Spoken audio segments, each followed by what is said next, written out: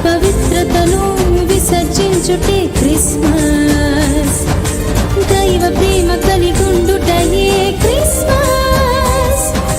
ప్రభువు కొరకు జీవించుటయే నిజ క్రిస్మస్.